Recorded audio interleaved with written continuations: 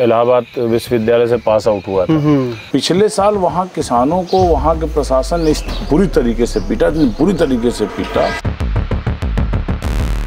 सरकार से जुड़ा हुआ व्यक्ति है, वो पता चले किसानों की जमीन पर कब्जा कर रहा है। तो सारे आंसर और सारी चाबियां सरकार के पास है। तो ये सरकार कागजों में और आंकड़ों में खेल करने में माहिर है। एमएसपी एक बड़ी समस्या है कि हम क्या उगा रहे हैं, उसका क्या रेट होगा। इस देश का किसान देहरादून नहीं जा सकता, इस देश का किसान दिल्ली नहीं जा सकता, उत्तर प्रदेश का किसान लखनऊ नहीं जा सकता। अगर वो निकलेगा तो उसके ऊपर मुकदमे लादे जाएंगे, उनके ऊपर लाठियां चलेंगी, रबर की गोलियां चलेंगी, आंसू गैस के गोले चलेंगे। ये इस देश में हो रहा है। अमेरिका ने उसके ऊपर टैरिफ भी लगाया 50% हम लोग के ऊपर। या कृषि मंत्रालय कोई पूरा पावर आप दे देंगे, ऑर्गेनिक 10 साल का बच्चा हार्ट अटैक आ जा रहा है। सरकार को बदनाम करते हैं अधिकारी, क्योंकि काम पूरा अधिकारी करते हैं, सरकार को कुछ नहीं पता। आज का कंटेंट काफ़ी खास होने वाला है। हम हैं प्रयागराज में और हमारे साथ हैं किसान नेता अनुज सिंह जी। तो हम इस वीडियो में बहुत ही महत्वपूर्ण चर्चा करने वाले हैं। तो सर, स्वागत है आपका हमारे चैनल पे। और आप जो है कि प्रयागराज में काफ़ी अच्छा काम कर रहे हैं। हम लोग जो है कि स्टेटस देखते रहते हैं कि आप लोगों ने किसानों के लिए काम किया। तो सर, सबसे पहले आप ये बताइए कि आप किसान नेता बनने की प्रेरणा कहाँ से मिली? आप कुछ बैकग्राउंड स्टोरी बताइए। देखिए, किसान नेता मैं तो नहीं मानता कि हम लोग किसान नेता हैं, क्योंकि मैं तो अपने आप को किसानों का एक सेवक मानता हूँ। उनके लिए आंदोलन करना, क्योंकि मैं खुद उसी माटी से, उन्हीं चीज़ों से जुड़ा हुआ हूँ, खेती किसानी से जुड़ा हुआ हूँ। और मतलब बचपन से कभी ऐसा कोई साल नहीं गया होगा, कोई ऐसी फसल नहीं गई होगी जिसमें मेरी भूमिका ना रही हो। चाहे वो गाँव के परिवेश में देखें या शहर में आए तो शहर में हमारे पास जो भी ज़मीनें हैं उसमें हमेशा खेती किसानी से जुड़े रहे। तो इसकी एक एक दिक्कतों को, एक एक चीज़ों को जानते रहे। तो इसको लेकर के हमेशा इसमें काम किया हमने।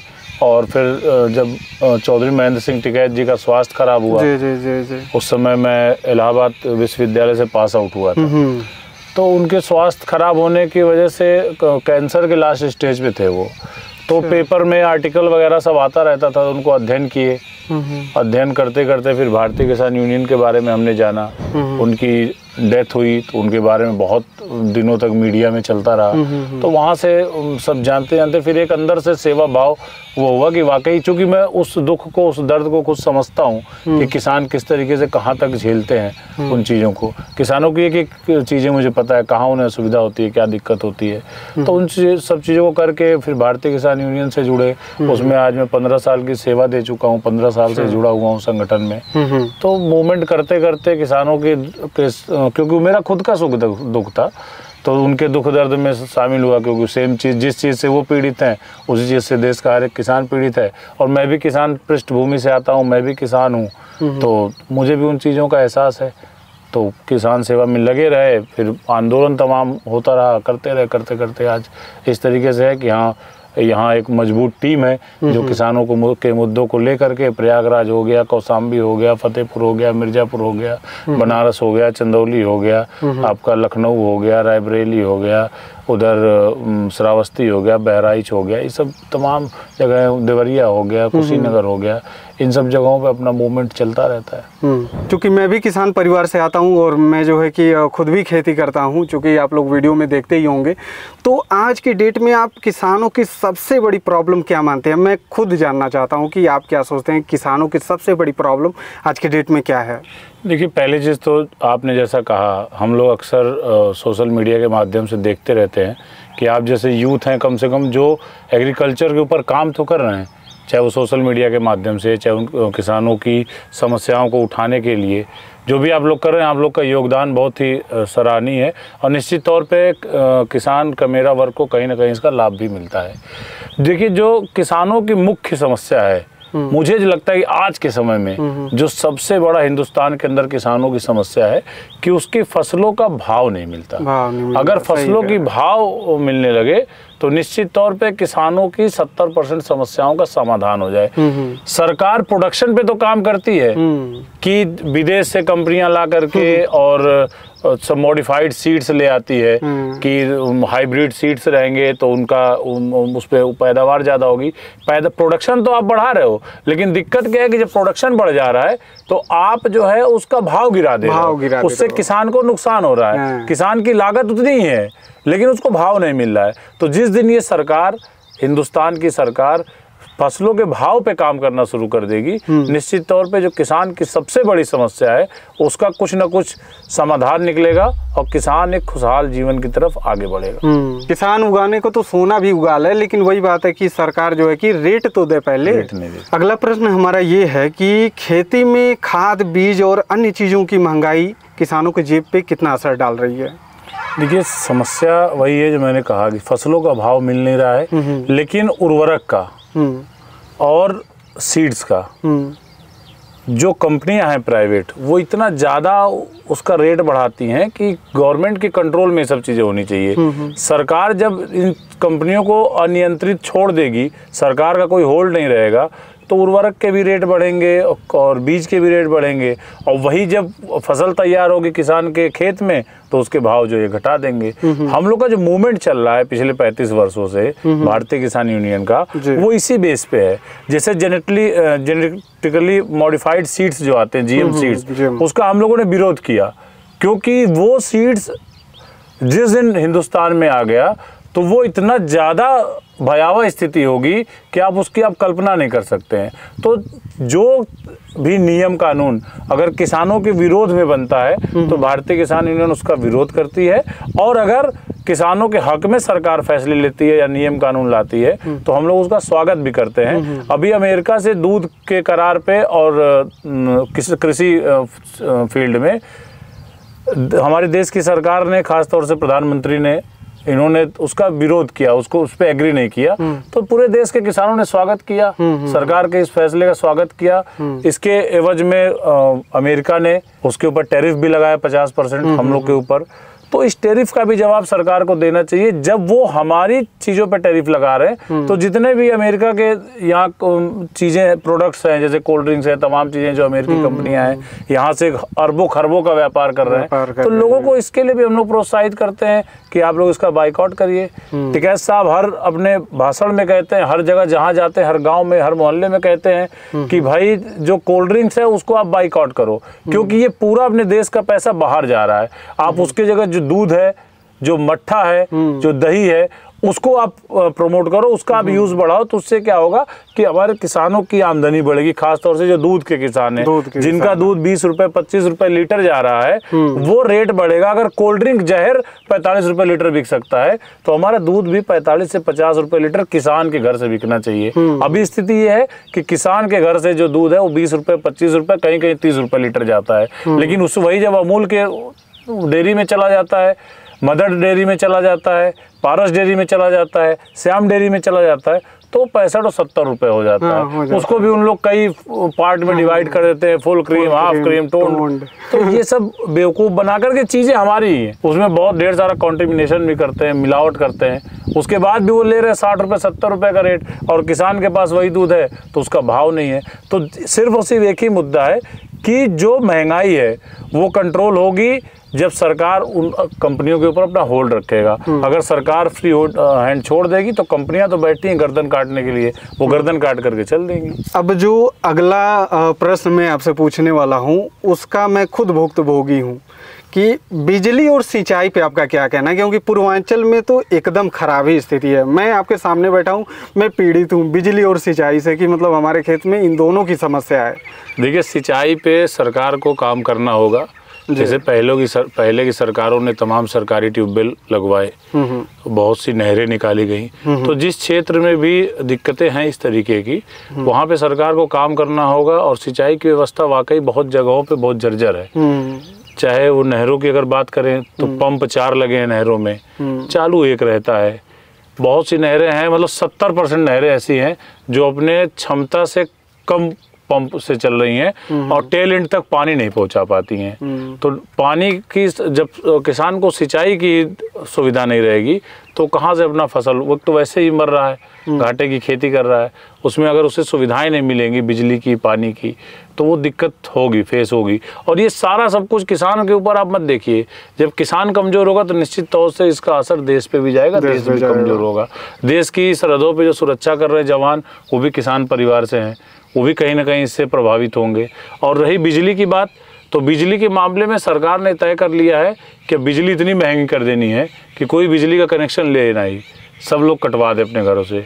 उसी का ये परिणाम है कि सरकार इसको प्राइवेट करने जा रही है और प्राइवेटाइजेशन पे, उसके निजीकरण पे पूरे देश में विरोध चल रहा है, बहुत ज़्यादा चल रहा है। बिजली विभाग के कर्मचारी बहुत ज़्यादा विरोध कर रहे हैं क्योंकि सब बेरोजगार हो जाएंगे, सब एक दिन में हट जाएंगे। और फिर मैं कह रहा हूँ कि जैसे जियो आया तो जियो ने क्या किया कि पहले कुछ दिन मुफ्त उसने दिया, हाँ। अब उसके मुफ्त की वजह से BSNL हो चाहे और भी कंपनियां हो, आपको याद होगा कि एक समय 30-35 कंपनियां थी कम्युनिकेशन में।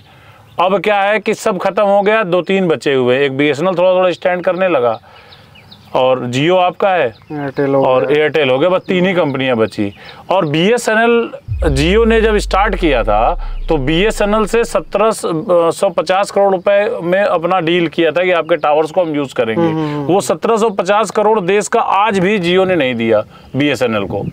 तो जैसे उसने एकाधिकार किया और आज सारी कंपनियां बंद हो गई, तो बिजली का जब निजीकरण होगा तो बिजली के निजीकरण में भी यही होगा कि सारी कंपनियां, सरकार की जो एजेंसी है वो पूरी तरीके से धड़ाम हो जाएगी, बैठ जाएगी। और जिस दिन ये इस चीज़ को करने में कामयाब हुए तो आज जो बिजली 5 रुपये, 6 रुपये, 7 रुपये, 8 रुपये यूनिट अलग अलग राज्यों में अलग अलग खर्चे के हिसाब से मिल रही है, तो वो हो जाएगी 20 रुपये, 25 रुपये और 30 रुपये यूनिट। तो उस समय फिर ना तो सरकार के नियंत्रण में कुछ रहेगा और ना पब्लिक के नियंत्रण में कुछ रहेगा। तो बिजली के निजीकरण का हम लोग पूरी तरीके से विरोध कर रहे हैं और आगे भी करते रहेंगे। और सरकार से जब भी वार्ता होती है, जब भी हम लोग मूवमेंट करते हैं, तो उसमें सिंचाई की व्यवस्था सुदृढ़ करने के लिए हमेशा सरकार से 2-2 बात होती है, 2-2 हाथ होता है। और ये मुद्दा एक दिन का नहीं है, ये मुद्दा आता रहेगा, जाता रहेगा, इस पे हमेशा लड़ने की ज़रूरत है।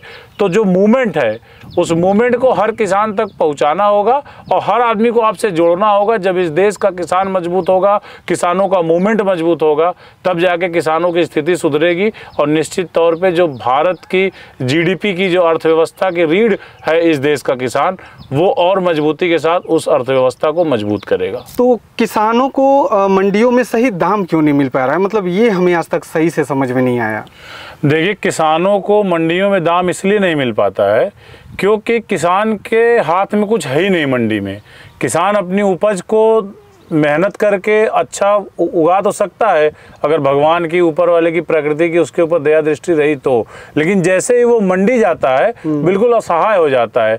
वहाँ जो बिचौलिए हैं, जो आढ़त का सिस्टम है, वो इतना ज़्यादा गहरी जड़ें अपनी जमा चुका है कि किसान को जाते वो किसी भी आढ़त के यहाँ जाएगा, उनके यहाँ यूनिटी इतनी है बिचौलियों के अंदर कि एक रेट डिसाइड कर देंगे, आपको अपना ऐसे ऐसे उंगली दाबेंगे और वो रेट जो बता देंगे, मजबूरी में उसको उसी पे बेच के आना पड़ता है। ये व्यवस्था समाप्त होनी चाहिए। जब तक बिचौलिए बीच में रहेंगे तब तक किसानों का भाव उन्हें नहीं मिलेगा। किसान 4 महीने मेहनत करके अपने फसलों में जितना पैसा नहीं कमाता, उससे कई गुना ज़्यादा बिचौलिए कमाने का काम करते हैं। तो मतलब जैसे कि सरकार तो तय करती है कि एक MSP तय कर देती है, लेकिन उस पे तो बिकती ही नहीं है। सरकार तो MSP पे खरीद ही नहीं रही है, ना उसके लिए कानून बना रही है। इसी चीज की तो लड़ाई है पिछले 35 साल से कि भाई जब स्वामीनाथन कमेटी की रिपोर्ट आई कि MSP इज मस्ट, MSP बिल्कुल जरूरी है किसान को और C2+50 पे जरूरी है। अभी तो A2+FL पे मिल रहा है, अभी A2+50 पे मिल रहा है, हमें C2+50 पे चाहिए जो भाव हमारा है। अभी तो ये उसी में नहीं दे रहे, 6% 7% खरीद करते हैं और मजाक बना करके रखा है। बिचौलियों की सिस्टम को सरकार को ख़त्म करना पड़ेगा, मंडियों को और मजबूत करना पड़ेगा और MSP गारंटी कानून इस देश में लाना होगा।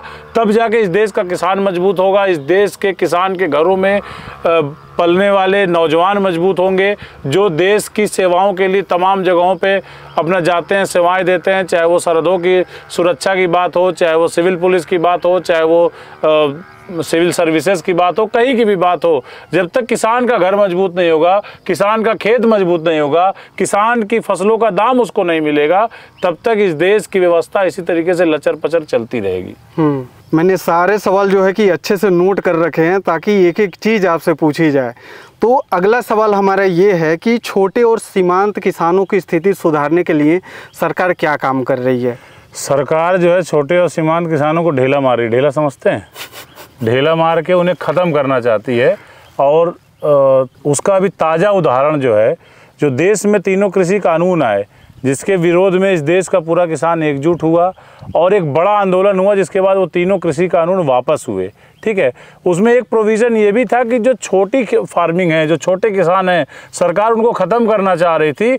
और जैसे ब्राज़ील में और अमेरिका में जैसे बड़ी बड़ी कंपनियां 4-4, 5-5 हज़ार एकड़ में खेती करती है, फार्मिंग करती है, वो खेती का मॉडल यहाँ लागू करना चाहती थी। तो सरकार की जो नीयत है वो उसी काले कानून से, जिसका विरोध हुआ, एकदम स्पष्ट था कि सरकार का जो पहला टारगेट है वो सीमांत और छोटे किसान है, लघु किसान है, जिनको सरकार फूटी आंख नहीं देखना चाहती। ना तो उनके लिए कोई स्कीम आती है, ना तो उन पे सरकार काम करना चाहती है। सरकार चाहती है कि जो खेती का सेक्टर है उसको भी उनके जो चहेते उद्योगपति हैं वो उस पर कब्जा कर ले, और देश का जो किसान है वो पूरी तरीके से अपने ही खेतों में, जिसका वो सदियों से मालिक है, जिसके पूर्वज उसके मालिक थे, आज वो खुद उसमें मालिक है, उसमें वो 2 जून की रोटी के लिए मजदूरी करने को मजबूर हो जाए।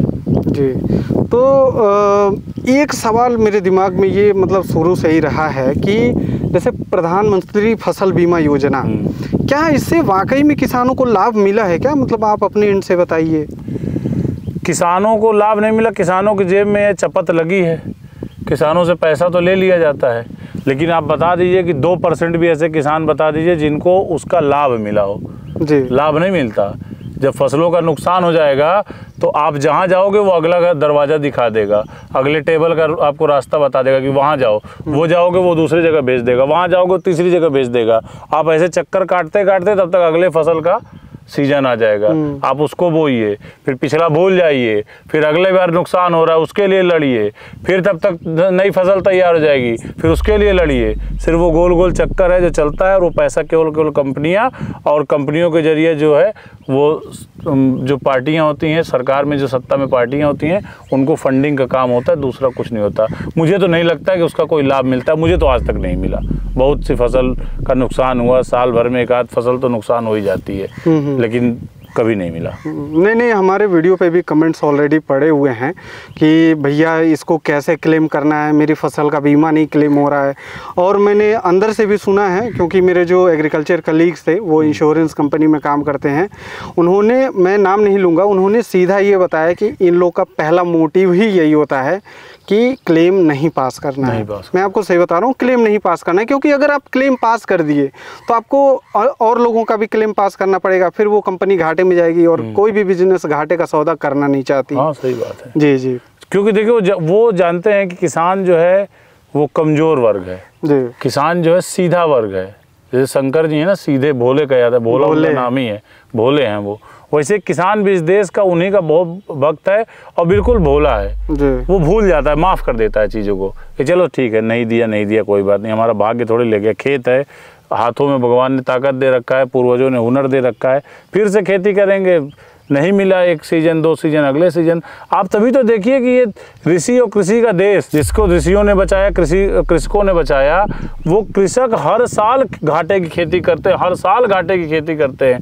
वो यहाँ तक मजबूर हो जाता है कि अपनी जीवन लीला को समाप्त कर लेता है, लेकिन वो कभी खेती बंद नहीं करता। खेती वो करता रहेगा, वो खुद मर जाएगा, उसके बच्चे खेती करेंगे उसी में, लेकिन खेती जो है चलती रहेगी। खेती नहीं बंद होती, इसलिए नहीं बंद करता, वो जान रहा है कि इसमें मुझे नुकसान है, घाटा हो रहा है। लेकिन फिर एक नज़र से वही किसान ये भी देखते हैं कि यार अगर हम नहीं खेत में काम करेंगे तो लाखों लोग मर जाएंगे, करोड़ों लोग मर जाएंगे जो हम लोग के ऊपर आश्रित है। जो शहरों में चमचमाती कोठियों में, बड़ी बड़ी बिल्डिंगों में, और ये 8 लेन 4 लेन पे चलने वाले जो करोड़ों की गाड़ियों से लोग हैं, उनके थालियों में भगवान नहीं भोजन देता, वो इस देश का किसान, इस देश का अन्नदाता ही भोजन देता है। वो जो महल बनता है उसको कोई अमीर आदमी नहीं बनाता, उसको इसी गांव ग्रामीण पृष्ठभूमि का वो किसान जिसके खेत बर्बाद हो गए, जो घाटे की खेती करते करते जिसके खेत बिक गए, जिसको सरकार ने अधिग्रहण कर लिया, उसका मुआवजा नहीं दिया, जो आज मजदूर हो गया, वही जाके उन कोठियों में काम करके उन इमारतों को खड़ा करता है। लेकिन कानून बनाने वाले उन्हीं बिल्डिंगों में बैठते हैं, उन्हीं महलों में बैठते हैं। तो जब उन्हें खेत की मिट्टी का एहसास ही नहीं है तो उन्हें तो सिर्फ यही देखना है कि जो अटैची भर के वहाँ पैसा पहुँचा रहा है उसका लाभ करना है, और जो पैसा नहीं दे रहा है उसका नुकसान करना है। मतलब सरकार की प्लानिंग है कि किसानों से चीज़ों को छीनो, इनको कमज़ोर करो, और इनकी ज़मीनें जो हैं वो कंपनियों को दे दो, कॉरपोरेट्स को दे दो, ताकि ये अमेरिका मॉडल बन जाए। ये सरकार की पॉलिसीज़ है, किसानों के प्रति ये सरकार की सोच है। तो कहाँ से किसान की खुशहाली आएगी, कहाँ से उसको कुछ न्याय मिल पाएगा। फसल बीमा आप छोड़ दीजिए, अभी देखिए क्या क्या इस देश में होता है। इस ज़मीन के लिए पुनः एक बार जैसे अंग्रेज़ों से जंग हुई, बाहरी आक्रमणकारी तमाम आए, उनसे लड़ाई हुई, जंग हुआ, बहुत से लोगों ने शहादतें दे दी, करोड़ों लोगों की शहादतें हो गई, तब ये मिट्टी बची हुई। मिट्टी का लाल ऐसे रंग नहीं है, इसमें हमारे पूर्वजों का खून सना हुआ, इसलिए लाल है। तो उस तरीके की जंग के लिए किसानों को तैयार होना पड़ेगा कि हाँ मेरे खेत पे कोई नज़र डालेगा तो उसका हम विरोध करेंगे। हम मारपीट नहीं करेंगे लेकिन विरोध करेंगे। जब गांधी जी अंग्रेज़ों का विरोध करके अंग्रेज़ों को भगा दिए एक छोटी सी लाठी से, तो ये देश भी गांधी का ही है। तो ये देश का किसान भी हमेशा लाठी इसलिए हाथ में लेके नहीं चलता है, वो इसीलिए लेके चलता है कि हमें जो गांधी जी करते थे वो हम भी कर सकते हैं। और देखिए कहीं भी किसानों का जो प्रदर्शन है उसमें सरकार अपने लोगों को शामिल करके उसको हिंसक बना दे तो अलग बात है, नहीं तो किसानों का आंदोलन हमेशा शांतिप्रिय रहा। अभी वहाँ उत्तराखंड में हरिद्वार से जा रहे थे किसान देहरादून, उनको टोल प्लाजा पर रोक के पुलिस कर्मियों ने बहुत मारा और उनको आगे नहीं जाने दिया, जबकि बिजली के स्मार्ट मीटर का वो विरोध कर रहे थे क्योंकि स्मार्ट मीटर में रीडिंग कुछ ज़्यादा ही आती है। आती है। किसान आदमी कहाँ से देगा भाई? आप हर 4 साल में 5 साल में नया मीटर ला रहे हो और पिछले कह रहे हो कि वो खराब हो गया, तो उसको लगाया क्यों था? लगाया क्यों था? किसान कितना पैसा देगा? आप आज जो मीटर लगाए हो उसमें अगर महीने का 100 यूनिट आ रहा है, अगला जो मीटर लगा रहे हो उसमें 120-125 यूनिट आ जा रहा है। बत्ती कई लगी है, नेटवर्क है। आप किसको करना चाहते हो, किसको लूटना चाहते हो और किसको बनाना चाहते हो? आपकी मंशा पे होना चाहिए। अगर वो किसान देहरादून जाना चाह रहे थे शक्ति भवन, वहाँ बिजली विभाग के MD का घेराव करना चाह रहे थे, वहाँ के मंत्री का घेराव करना चाह रहे थे, तो क्या इस देश में ये भी नहीं रह गया? ये सरकार क्या अंग्रेज़ों से भी 4 कदम आगे निकल गई कि अब इस देश का किसान देहरादून नहीं जा सकता, इस देश का किसान दिल्ली नहीं जा सकता, उत्तर प्रदेश का किसान लखनऊ नहीं जा सकता? अगर वो निकलेगा तो उसके ऊपर मुकदमे लादे जाएंगे, उनके ऊपर लाठियाँ चलेंगी, रबर की गोलियाँ चलेंगी, आंसू गैस के गोले चलेंगे। ये इस देश में हो रहा है। अभी 2 दिन पहले की घटना आपको बता रहा हूँ जो बहादुरगढ़ टोल की है। मैं तो किसानों को ही सबसे बड़ा जिम्मेदार मानता हूँ क्योंकि वो पराली जलाते हैं और असली पोल्यूशन तो वही करते हैं। ऐसा बैठे हैं कुछ लोग यही कहते हैं। हाँ, वही मैंने कहा ना कि जो चमचमाती कोठियों में, जो महलों में बैठ के नियम कानून बनाएंगे तो महलों वालों के ही फेवर में बनाएंगे। मैं किसान हूँ तो किसान के फेवर की बात करता हूँ, उनके हक अधिकार, उनको न्याय दिलाने का काम करता हूँ, उनके अधिकारों को उन तक पहुँचाने के लिए लड़ाई लड़ता हूँ, आंदोलन करता हूँ। तो जो जिस समुदाय का रहेगा वो उसको लाभ पहुँचाता है। पराली आप बताओ, अभी आप जाके देखो भूसा 10 रुपये किलो है, ठीक। पराली जब तैयार होता है किसान के खेत में तो 90% किसान उसको काट करके अपने पशुओं को खिला देता है। पराली है ही नहीं, पराली जलती ही नहीं, पराली से कोई पॉल्यूशन है ही नहीं। सरकार उद्योगपतियों के द्वारा जो पॉल्यूशन फैलाया जा रहा है उसको छुपाने के लिए सरकार जो है वो जब विश्व पटल पे जाती है तो वहाँ बताती है कि हमारे यहाँ उद्योग से पॉल्यूशन नहीं है, हमारे यहाँ किसान पॉल्यूशन कर रहे हैं। और सुप्रीम कोर्ट से उनके ऊपर हर्जाना लगवाया जाता है, NGT से उनके ऊपर मुकदमे कराए जाते हैं। आपको बताऊँगा एक बहुत आश्चर्य की बात, पंजाब में कोरोना काल में 3 किसान एक घर के एक्सपायर हो गए और तीनों ने, चूंकि उस समय शमशान घाट पे बहुत दिक्कतें थी, आपको पता होगा, तो अपने खेत में उन लोगों ने तीनों लाशों को जला दिया और उसकी जो है NGT ने सैटेलाइट से फोटो लेकर के किसानों पे पराली जला के पॉल्यूशन करने का मुकदमा लाद दिया, जबकि जल रही थी डेड बॉडीज, और मुकदमा उन किसानों के ऊपर है कि तुमने पराली जला दिया। तो ये तो सरकार का सिस्टम है, ये तो सरकार की LIU है, ये सरकार की IB है, ये सरकार का तंत्र है जो हर जगह दिखाती है कि किसान जिम्मेदार है। और ये पॉल्यूशन निकल कर आ रहा है जो कंपनियों से करोड़ों वो कार्बन और ये सब उत्सर्जन हो रहा है, उससे सब हो रहा है। ये सब कंपनियों का, इतनी बड़ी बड़ी कंपनियों से पॉल्यूशन नहीं हो रहा है। और किसान अपना 1 बीघा में अगर धान उगाया और उसके पराली को जला दिया, अरे वो क्यों जलाएगा यार, वो तो उसको लेके जाएगा घर पे, उसको सर्दी में हम लोग भी अपने फार्म हाउस में उसका बेड बना करके उसमें सोते हैं, जब जरूरत पड़ती है कौड़ा तापते हैं उससे, तो क्यों वो जलाएगा उसको? वो तो उसके काम की चीज़ है, उसके उपयोग की चीज़ है। अभी आपने देखा कि मैंने सरपत से वो किया, उसको रस्सी को इसको बांधा, अगर मेरे पास पराली बचा होता तो मैं उसका बना के लाता, उससे करता, कम से कम हाथ न कटता। तो ये सरकार कागजों में और आंकड़ों में खेल करने में माहिर है और वही सरकार कर रही है। पराली से कहीं वो नहीं है। और अगर सरकार को इतनी चिंता है, सरकार को इतनी दिक्कत है, तो जैसे मोदी जी ने कहा था कि इधर से आलू डालो उधर से सोना निकालो, ठीक, ये मोदी जी का स्टेटमेंट है, थोप दिया आईटी सेल ने राहुल गांधी के ऊपर, ठीक है। तो उसी तरीके से सरकार मोदी जी से मैं इस वीडियो के माध्यम से कहना चाहता हूं कि एक ऐसी टेक्नोलॉजी लाए कि जैसे इधर से आलू डाले उधर से सोना निकला, वैसे ही ऐसे धान का बिया छीटें और हवा में बिना पराली के एक ऐसी टेक्नोलॉजी, एक ऐसा रिसर्च डेवलप करें मोदी जी अपने साइंटिस्टों से कि इधर से हम धान का बिया छीटें और अपने आप हवा में 3 फीट ऊपर जो धान फर जाए बिना पैरा के। कर दे सरकार, किसे दिक्कत है, क्या दिक्कत है? अरे आज के डेट में जो युवा हैं तो क्या उनके लिए मतलब खेती एक ऑप्शन बन गया है या फिर वो इसमें आना चाहते हैं क्या इसमें? क्योंकि मैं देख रहा हूँ लोग जो है कि खेती छोड़ रहे हैं, वो कॉरपोरेट की तरफ जाना चाह रहे हैं। इसका रीज़न क्या है? मैं चाहता हूँ कि लोग इसमें जुड़ें। देखिए, लोग इसमें जुड़ेंगे, जो यूथ है ना जी, उसको नए चीज़ में, नए इनोवेशंस में ज़्यादा इंटरेस्ट रहता है। तो जब तक ट्रेडिशनल खेती से यूथ हटेगा नहीं, ट्रेडिशनल खेती जैसे धान का, गेहूं का, आलू, इन सब चीज़ों की खेती से हट के अगर वो फलों पे काम करे, सब्जियों पे काम करें, जैसे हम लोग क्या केले की खेती होती है, देख रहे हैं आप केला लगा हुआ है। हाँ। तो इसमें क्या है कि हर 2 से 3 साल में एक बार बहुत तेजी से बूस्ट होता है और कम से कम 5 साल का पैसा एक ही साल में निकल आता है। एक ही साल में निकल। तो जब ट्रेडिशनल खेती से आप हटेंगे तो आपको फायदा ज़्यादा होगा, और जब फायदा होगा उससे आपका परिवार चलने लगेगा, अच्छे तरीके से चलने लगेगा, आप मजबूत होने लगेंगे, आपके आसपास की चीज़ें मजबूत होने लगेगी, तो निश्चित तौर पे किसी का भी इंटरेस्ट जागेगा। खेत घाटे की खेती कोई कब तक करेगा? तो इसीलिए ट्रेडिशनल खेती से हट के जो नई खेती है उसमें सरकार को जोर देना होगा ताकि यूथ जो है इसमें बना रहे। लेकिन समस्या क्या है कि सरकार की तो मंशा कुछ और है। सरकार तो चाहती है कि यूथ और जो बूढ़े हैं सब खेत छोड़ के भाग जाएं, उस खेत को उठा करके उद्योगपतियों को परोस दें, ठीक। इसलिए सरकार इस दिशा में काम नहीं कर रही है। सरकार को इस दिशा में काम करना होगा, तब जाके कुछ हो पाएगा। और सरकार जब तक हवा हवाई और कागजों में खेल करती रहेगी तब तक कुछ नहीं हो पाएगा।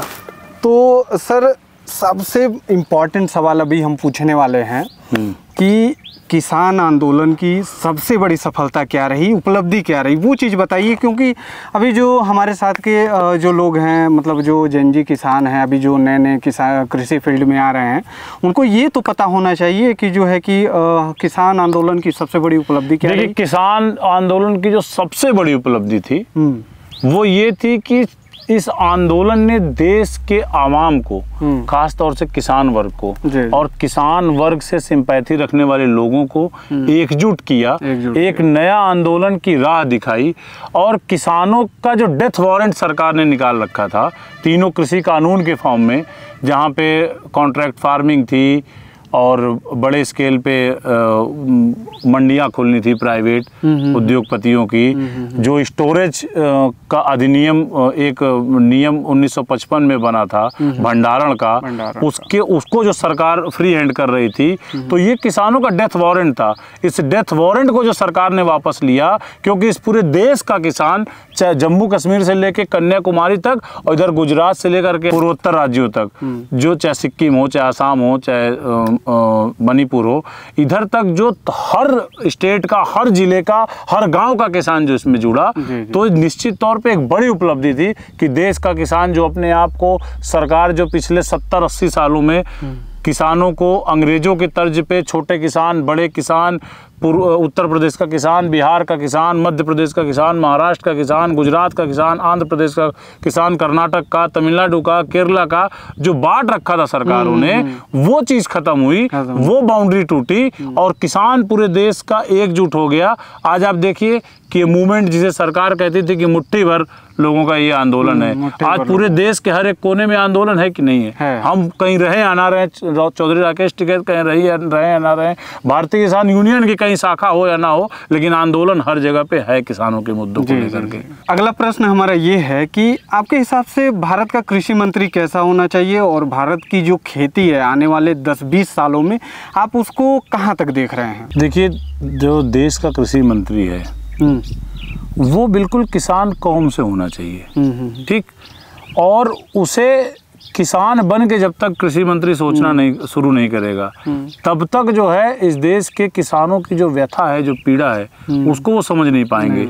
और जब समझ नहीं पाएंगे तो काम क्या खाक करेंगे। तो कृषि मंत्री निश्चित तौर पे पूर्ण रूप से किसान होना चाहिए, किसानों के दुख दर्द की उसको जानकारी होनी चाहिए, बेसिकली किसान परिवार से होना चाहिए, जो खेती से टच रहे, उसको पता रहे कि हाँ बारिश हो गई तो किसानों को क्या क्या दिक्कतें आएगी, खाद की किल्लत हो गई तो किसानों को क्या क्या दिक्कतें आएंगी। और जो इस पे जब इस तरीके के व्यक्ति को आप कृषि मंत्री बनाएंगे और इस तरीके की योजनाओं पे काम करेगा, तो आने वाले जो 10 से 15 साल है, अगर इस तरीके का व्यक्ति कोई नेतृत्व में आता है और निश्चित तौर पे काम करता है, तो 10 से 20 साल बाद किसानों की स्थिति निश्चित तौर पे सुधरेगी। और आज जो हर व्यक्ति खेती से भाग करके जाके कंपनियों में 5,000 10,000 की नौकरी करने को मजबूर है, वो निश्चित तौर पे वहाँ से छोड़ करके अपने खेत में पुनः आएगा। जब उसे उसका लाभ मिलेगा तो ये खेती भी खुशहाल होगी, इस देश का किसान भी खुशहाल होगा, इस देश का आम आदमी भी खुशहाल होगा, जो भोगता है वो। क्योंकि किसानों को तो घाटा हो ही रहा है, लेकिन ऐसा नहीं कि किसानों को घाटा हो रहा है तो देश के उपभोक्ता को जो है सस्ता मिल जा रहा है। देश के उपभोक्ता को वही महंगाई की मार सहनी पड़ रही है, और किसान जो इधर सस्ते दर में अपना अनाज दे रहा है, तो मर दोनों रहे हैं। उपभोक्ता भी मर रहा है, और ये भी सरकार ना उपभोक्ता की सगी है ना किसान की सगी है। सरकार अगर सगी है तो केवल उद्योगपतियों की, जो बीच में मांडवाली कर रहे हैं, जो बीच में कमीशन खोरी कर रहे हैं, जो बीच में बिचौलियों का काम कर रहे हैं, वो मजा मार रहे हैं। तो सरकार को इस पे काम करना चाहिए कि जो बिचौलियों को फायदा मिल रहा है वो फायदा भी सीधे किसान को जाए, या उसको आधा आधा करके आधा उसका लाभ उपभोक्ता को दे दे, आधा उसका लाभ किसान को दे दे। निश्चित तौर पर देश खुशहाल हो जाएगा और आने वाले 10-20 साल में एक बड़ा बदलाव होगा। क्योंकि जब किसानों को उनकी फसलों का अच्छा दाम मिलेगा तो उनका मन भी लगेगा, वो काम भी करेंगे। और जब देश का किसान, देश का अन्नदाता भगवान कहा जाता है, मंच से हम लोग कहते हैं किसान देवता, तो जब वो देवता प्रसन्न होंगे तो निश्चित तौर पे इस देश में समृद्धि का रास्ता खुलेगा। एज ए क्रिएटर मैं आपसे पूछ रहा हूँ कि अगर आप भारत के कृषि मंत्री बन जाएं तो कैसा रहेगा? मैं कोई रिपोर्टर तो हूँ नहीं, लेकिन बताइए। सवाल आपका बहुत ही अजीबोगरीब है। देखिए, पहली चीज़ तो कृषि मंत्री हम बने, कोई भी बने, हम लोग कोई पॉलिटिकल पृष्ठभूमि से तो है नहीं, हम लोग रिवोल्यूशनरी हैं, मूवमेंट्स करते हैं, ठीक है। कृषि मंत्री आप किसी को भी बना दो, काम हम उससे करवा लेंगे। लेकिन भाई, क्योंकि हम लोग किसान हैं, बाछा जानते हैं? बछवा जब शुरुआत में जब ले नथाइल न रहेला तो बोले तन को हराई पकड़ेला ना, जब दिन नथा जाला उस दिन ओके सूजा का नथिया का दोनों को था चल जाला, ठीक है। तब जब केहू कृषि मंत्री होके, जब तक आप उसको अधिकार नहीं देंगे, आज की डेट में क्या है कि भारत की जो कृषि व्यवस्था है वो केवल कृषि मंत्री नहीं देखते हैं, उसमें कई विभाग है, पार्ट वाइज जो है वो चलता रहता है। जब उन सब को आप मर्ज करके एक कृषि आयोग, जिसकी मांग बहुत दिनों से देश में चल रही है, या कृषि मंत्रालय, कोई पूरा पावर आप दे देंगे, अभी 9 या 10 मुझे एग्जैक्ट फिगर तो नहीं पता, लेकिन कई विभाग उसको देखते हैं। तो जब किसी एक के पास पावर ही नहीं है, तो चाहे मुझे बना दो, चाहे इनको बना दो, चाहे आप बन जाओ, चाहे किसी को बना दो, कोई मतलब ही नहीं है। शिवराज सिंह चौहान है, रोज तो कुछ ना कुछ कहते रहते हैं, कौन सुन रहा है उनकी। देश का हर एक पद जब संवैधानिक तरीके से चलेगा, जो ऊपर बैठे लोग हैं, खासतौर से सरकार, उनके अंदर जब हिटलर शाही वाला उनका बुखार उतरेगा, तब कृषि का भला हो, ऐसे भला ना हो। केहू बन जाओ, केहू की बनना से अगर रोकेगा नहीं तब पता ना कितना लोग आयल, कितना लोग गईल बन के कृषि मंत्री। लेकिन स्थिति तो वैसे ही बा, एक आध दो ठीको रहना सो, बढ़िया कर देना सो। लेकिन स्थिति पूरा तरीके से तब ठीक हुई जब इस पर सरकार काम करी। सरकार बढ़िया चीज बोले, तो जब सरकार काम करी तो कुल हुई, और सरकार ना काम करी तो केहू के कृषि मंत्री बना दो, क्या करी? बेचारा है नहीं जाके कटोरा लेके बोली, होनी जाके कटोरा लेके बोली, केहू का सुनते बा। तो इस पे सरकार को काम करना होगा। जो संवैधानिक एक गरिमा, एक पद मिला हुआ कृषि मंत्री को, उसको देना चाहिए। और ये जो बंदर बाट इन लोगों ने कर रखा है कृषि विभाग का, उस बंदर बाट को एक जगह समाहित करना चाहिए, एक पावर होना चाहिए, ठीक है, जो पूरे कृषि से जुड़े हर चीज को देखे। अभी तो इसमें कॉमर्स भी आता है और क्या क्या सब बहुत डिपार्टमेंट हैं जो देखते हैं कृषि को। तो जब एक जगह पे सेंटर पावर ही नहीं है तो आप क्या करेंगे? अभी प्रधानमंत्री हैं, इनकी ताकत को आप बांट दीजिए, हर मुख्यमंत्री को दे दीजिए, फिर देखिए कैसे आपस में कपार फड़ोवल करिए सो कि ना करिए सो, एकदम करिए। तो ये चीज़ है कि भाई कौनो भी व्यवस्था के सुधारे खातिर जो अधिकार की बात होती है उस पर काम करना चाहिए सरकार को। और जब आप उसी को किसी को फ्री हैंड छोड़ देंगे, आपने मेरी बात कही, मैं तो बहुत छोटा आदमी अपने आप को समझता हूँ, पता नहीं मुझसे कितने बड़े बड़े विद्वान, मतलब जिनके मैं 0.1% भी नहीं हूँ, इतने बड़े बड़े विद्वान इसी मिट्टी ने पैदा किया है, ठीक है, आप उनको दीजिए ना चांस, वो करेंगे। लेकिन वही है कि आप हाथ पैर बांध देंगे और कह देंगे दौड़, तो कहाँ नहीं दौड़ी, हाथ गोड़ बना दी कितना क्यों दौड़ी, कितना क्यों मेहनत करी, तो आप फ्री हैंड छोड़ेंगे तो दौड़ेगा, काम करेगा। जी जी जी। और एक सबसे अहम सवाल आपसे पूछना चाहेंगे कि अभी ये रिसेंट का ही मामला है, अभी आपके पेज पे भी देख रहे हैं कि वो सारे न्यूज़ आ रहे हैं कि यूरिया की किल्लत हो रही है और बड़ा ही मतलब एक गड़बड़ सा मतलब माहौल बना हुआ है, लोग पिट रहे हैं, लाठीचार्ज हो रही है, कहीं कुछ हो रहा है। हमारे वहाँ हमें खुद नहीं यूरिया मिला समय से, तो अचानक से ये समस्या मतलब क्या प्रदर्शित करती है? अचानक से किसी चीज़ को आप बंद नहीं कर सकते। देखिए, इसके लिए क्या है ना कि सरकार और अधिकारी दोनों जिम्मेदार हैं जी। अधिकारी किसानों को लाठी मार देते हैं जी, सरकार पूछती है क्यों मारा तुमने लाठी, वो कहेगा कि वो फर्जी जो 5 दिन से खड़ा था, उसको खाद दिया जा रहा था, वो ले ही नहीं जा रहा था, काला बाजारी करने वाला था, पीट रहे हैं किसान को और बताएंगे कि ब्लैक मार्केटिंग वाला लाइन में खड़ा था। और ये जो दिक्कतें आई हैं, ये सरकार की और ख़ासतौर से अधिकारियों की, जो इंस्पेक्टर राज की स्थापना हो रहा है इस देश के अंदर, उसका नतीजा है। कह रहे खाद नहीं रहेगा करेंगे क्या, चिल्लाएंगे तो पीटेंगे सालों को, ये सोच बन गई है। और सरकार की जब तक कथनी और करनी में अंतर रहेगा, तब तक इस तरीके के क्राइसिस होते रहेंगे। सरकार ने स्लोगन दिया, देश के हम लोग के जो महान प्रधानमंत्री हैं, हम तो महान ही मानते हैं क्योंकि पुरुष के उससे उपाधि से ऊपर हो चुके हैं, ऊपर उठ चुके हैं, भगवान के दर्जे में भाजपा के लोग उनको देखते हैं। खैर, वो सबकी मानसिकता है। जब उनकी कथनी और करनी में अंतर रहेगा, वो जगह जगह जाके बोलते हैं कि स्वदेशी अपनाओ, आत्मनिर्भर भारत हमें बनाना है।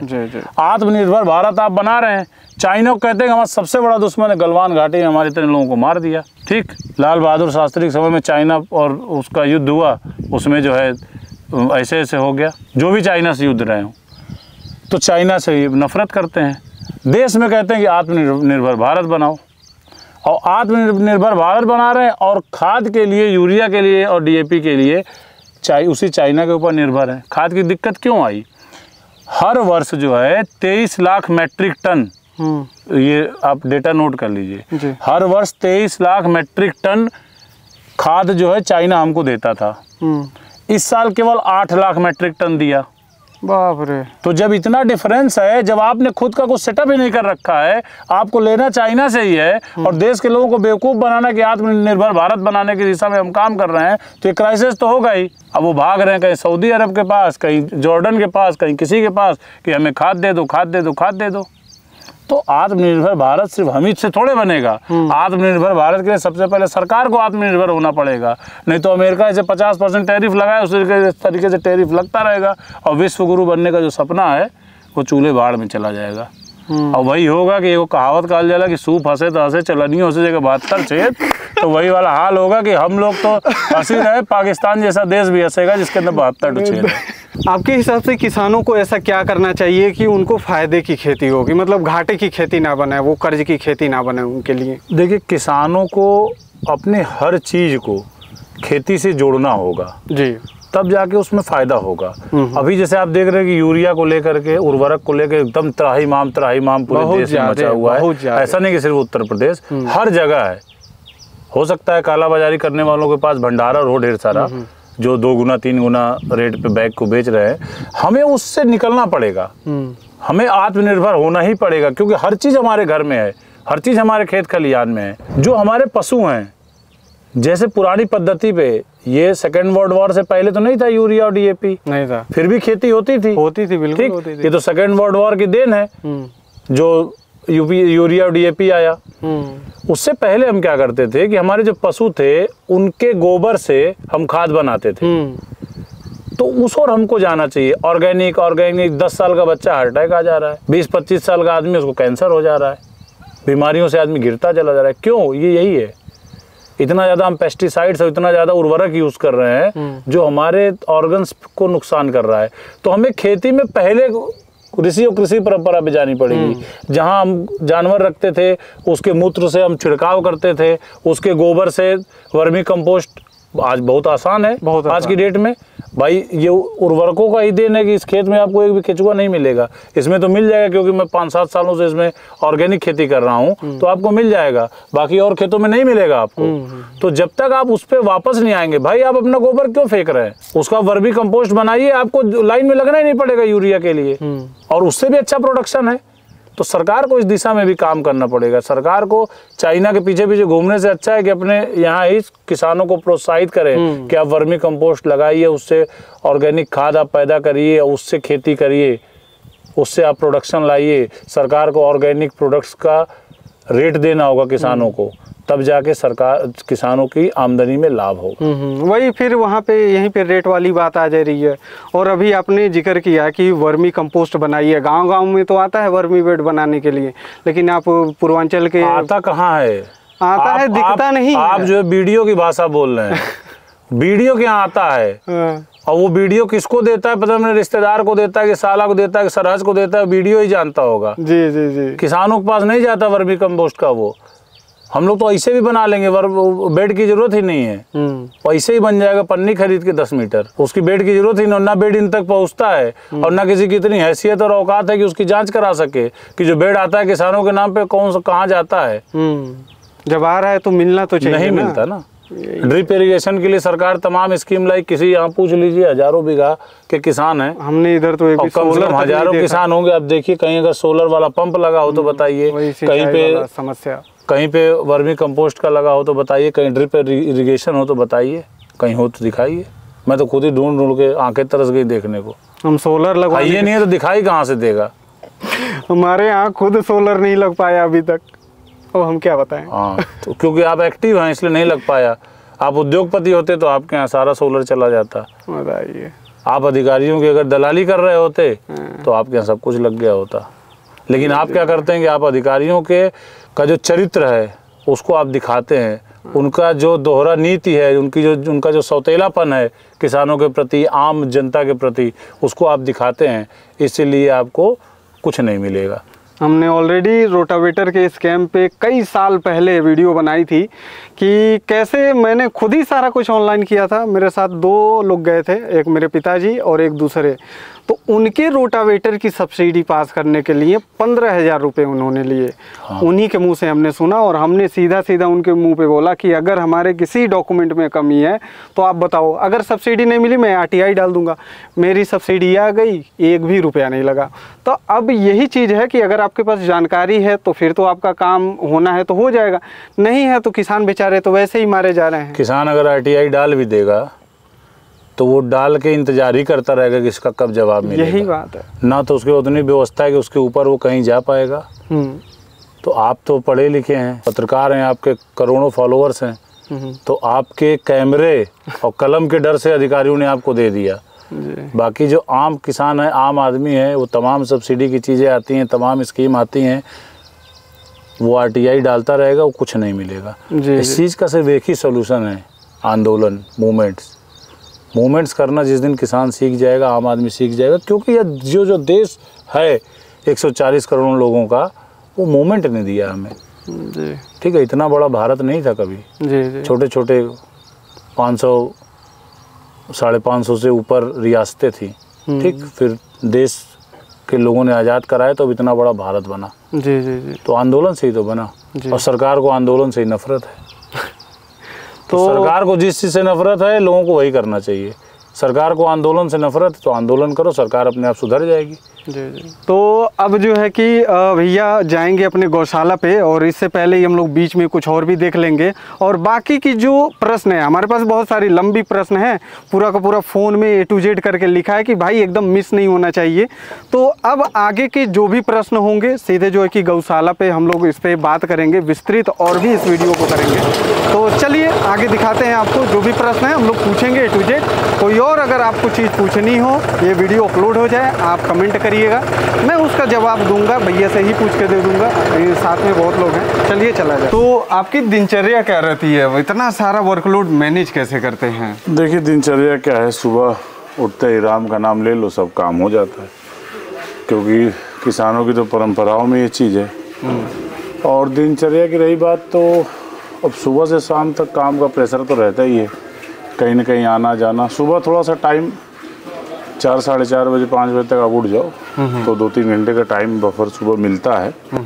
तो और यहाँ ऐसा नहीं है कि मैं रोज़ आ पाता हूँ, रोज़ नहीं आ पाता, लेकिन हाँ जब भी समय मिले, हफ्ते में 2 दिन 4 दिन 6 दिन, महीने में 10 दिन 20 दिन, काम के हिसाब से। अगर बाहर हैं तो तब तो आना ही संभव नहीं होता। लेकिन हाँ जब भी दिमाग प्रेशर में रहता है या वो रहता है तो मैं इसको एक मेडिटेशन सेंटर मानता हूँ। और ये वाकई आप कभी फुर्सत में रहिएगा तो मेरे साथ यहाँ आइएगा, 2-4-6 दिन यहाँ साथ में रहा जाएगा। तो ये मेडिटेशन का बहुत बड़ा केंद्र है। कभी भी व्यक्ति अगर तनाव में हो तो वो पशुओं के पास जाए, गायों के पास जाए, और मतलब जिनके पास अपनी खुद की भाषा है, जो मानव की भाषा से अलग है, जिनके पास अपनी भाषा, जैसे पशु हैं, इनके बीच आप जाएंगे तो निश्चित तौर पे आपके दिमाग को शांति मिलेगी और चीज़ें आप अच्छे से कर पाएंगे। क्योंकि जब दिमाग तनाव मुक्त रहता है तो आप जो भी निर्णय आपको लेना हो, जो भी आपका लक्ष्य हो, आपका जो ध्येय हो, आपका जो उद्देश्य हो, उसमें आप आगे जाते हैं। तो सारी चीज़ों को मैनेज करके अब मेरे पास क्या है कि मेरे परिवार के लिए मेरे पास समय नहीं है, मेरे घर परिवार के लिए समय नहीं है मेरे पास, और इसीलिए इतना ज़्यादा वर्कलोड जो है, इतना ज़्यादा जो काम है उसको मैं मैनेज कर पाता हूँ। अगर मैं अपना परिवार देखने लगूँगा, अपने परिवार के बारे में सोचने लगूँगा, करने लगूँगा, तो ये जो इतना बड़ा एक मिशन चला रखा है देश के किसानों के लिए, लोगों के लिए, तो वो नहीं हो पाएगा। तो वर्कलोड के अलावा यही है कि उसमें से जो परिवार का हिस्सा है उसको आप माइनस करके उसको भी समाज को दे दीजिए, तो आपका वर्कलोड कम हो जाएगा। अगर आप अपनी पारिवारिक चीज़ों में उलझे रहेंगे तो वर्कलोड आपके पास बहुत ज़्यादा रहेगा। तो भगवान की ऐसी देन है, ऊपर वाले की ऐसी देन है कि मेरे पास परिवार का कोई लोड नहीं है, ठीक है। मेरे पास जो भी लोड है वो समाज का है, किसानों के लिए है लोड, और उस हिसाब से मैं करता हूँ। थोड़ी सी मतलब है थोड़ा मुश्किल, बट जब आप कोई चीज़ है ना, जैसे दिनचर्या आपकी डेली हो गई कि 10 घंटे मुझे दौड़ना है, वो क्रॉस कंट्री रेस दौड़ता है 20-20, 25-25, 30-30, 50-50 किलोमीटर तक वो लोग दौड़ लेते हैं। हम आप 500 मीटर दौड़ेंगे तो हाफ जाएंगे। तो वो प्रैक्टिस होती है, धीरे धीरे प्रैक्टिस जो है वो प्रैक्टिस से हो जाता है। तो इसलिए जो दिनचर्या है, सुबह 4 बजे 4:30 बजे करीब उठना, फिर दिन भर वो 2 दिन 3 दिन पहले से ही 3 दिन बाद के कार्यक्रम सब डिसाइड रहते हैं। तो जैसा कार्यक्रम रहता है, जितना वो रहता है, फिर लोगों के लिए दिन होता है, हम लोग के लिए रात भी अपनी है। हम लोगों को कभी 2 बजता है, कभी 3 बजता है, कभी 4 बजता है, कभी 12 बजे खाली हो, कभी 11 बजे खाली हो गए। तो टाइम फिक्स नहीं है। सुबह का तो टाइम फिक्स है कि 9 बजे 10 बजे तक निकलना है, फिर कार्यालय बैठना है, कार्यालय पे देखना है लोगों की चीज़ों को, क्योंकि बहुत से मतलब लोग आते हैं, बहुत से लोग आते हैं। अभी मैं आपको ले चलूँगा कार्यालय भी, और वहाँ पे फिर चीज़ों का निस्तारण होता है। समस्याएं बहुत सी आती हैं, बहुत सी सॉर्ट आउट होती हैं, बहुत सी नहीं हो पाती हैं। उसके बाद फिर हम लोग फील्ड में निकलते हैं 2 बजे के बाद, 1 बजे 2 बजे के बाद तमाम प्रोग्राम्स होते हैं उनको करते हैं। बाहर के कार्यक्रम लग गए हैं तो 2-4 दिन 5 दिन का फुर्सत ही हो गया। तो इस तरीके से सब मैनेज हो जाता है। तमाम सहयोगी हैं, साथी हैं जो लगे रहते हैं, मुझसे भी ज़्यादा वो समय देते हैं, मुझसे भी ज़्यादा वो उनका है योगदान है इस आंदोलन को, इस मूवमेंट को, इस एजिटेशंस को बढ़ाने में। जी। तो वैसे बहुत से साथी हैं जिनका सहयोग रहता है। केवल 24 घंटे आप मत देखिए, इस 24 घंटे के पीछे सैकड़ों लोग और हैं जो हम लोग के सहयोग में खड़े रहते हैं। ऐसे यूथ हैं जो अपना घर परिवार सब कुछ छोड़ के इस मूवमेंट में, इस विचारधारा के पीछे लगे हुए हैं। तो आप उनके भी 24 घंटे आप कैलकुलेट करेंगे तो फिर सैकड़ों घंटे हो जाएंगे, हज़ारों घंटे हो जाएंगे। और फिर अब आप हज़ारों घंटे के हिसाब से सोचेंगे तो आपको लगेगा कि ये वर्कलोड कुछ भी नहीं है। ये तो हम लोग जब एग्रीकल्चर में पढ़ रहे थे तो एनएसएस का कार्यक्रम चलता था, तो उसमें ये था कि इतने घंटे की सेवा आपको देनी है। हाँ। ठीक है, तो ये वहीं से एक फंडा समझिए कि अगर कई सैकड़ों लोग जुड़े हैं और सबका अगर 10-10 घंटा ही मान लीजिए, तो उनका जो है कि हज़ारों घंटे हो जाते हैं और वो समाज सेवा में काम कर रहे हैं।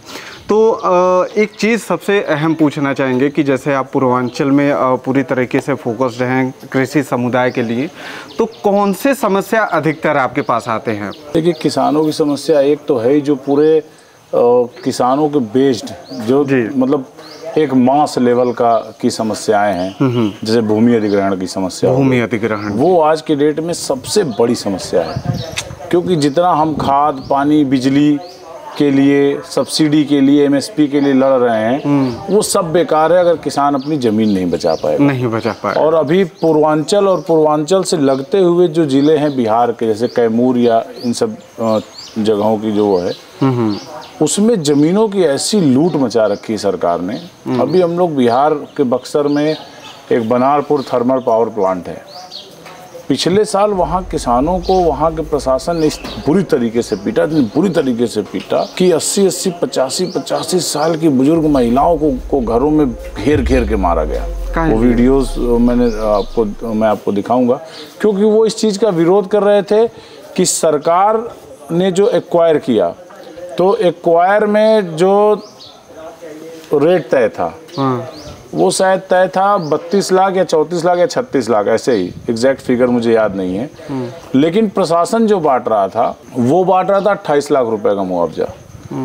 तो उन लोग की डिमांड ये थी कि पहली तो हम इतने पे देंगे नहीं, ठीक, आप बिना हमारी अनुमति के, हमारे बाप दादा की पगड़ी है जिसको माँ कहते हैं, ठीक है, माँ से बड़ा इस धरती पे कुछ भी नहीं, चाहे वो धरती माँ हो, चाहे गौ माँ हो, चाहे अपनी खुद की माँ हो, ठीक है, और गंगा माँ हो गई। तो आप कह रहे हैं कि हम उसको ले रहे हैं विकास के नाम पे, लेकिन आप उसका रेट तो निर्धारित करो बिना किसानों के सहमति के। कानून कुछ कहता है, आप कुछ कहते हैं। ये जो दादागिरी वाला सिस्टम हो गया ना, पूरा अंग्रेजों के माइंडसेट से चल रहे हैं अधिकारी। तो वो जब वो विरोध कर रहे थे, और उसके साथ ये भी था कि चलो अगर 36 लाख ही सही, तो 28 लाख और 36 लाख में 8 लाख का डिफरेंस है बीघे के हिसाब से। हजारों बीघे का वो प्रोजेक्ट है जिसमें एक्वायर किया गया बनारपुर के आसपास की जमीनों को। तो वो जमीनें कहाँ गई? वो 8 लाख रुपए बीघे के हिसाब से कौन खा रहा है? सरकार कह रही है, केंद्र सरकार के इतने में हमने एक्वायर किया है, प्रशासन बांट रहा 28 लाख का मुआवजा, तो 8 लाख रुपए बीघे कौन खा रहा है? उस पर बहुत वो हुआ, खैर उस पर कोर्ट ने संज्ञान भी लिया, सारे अधिकारियों के ऊपर उसमें मुकदमे भी हुए, लूट भी हुई। मतलब एक हम लोग घर में गए थे, उसके यहाँ उस घटना के 10 दिन बाद शादी थी, उसने 9 या 10 लाख के तो गहने बनवा रखे थे अपनी बेटी के, उसको तक को पुलिस लूट ले गई वहाँ।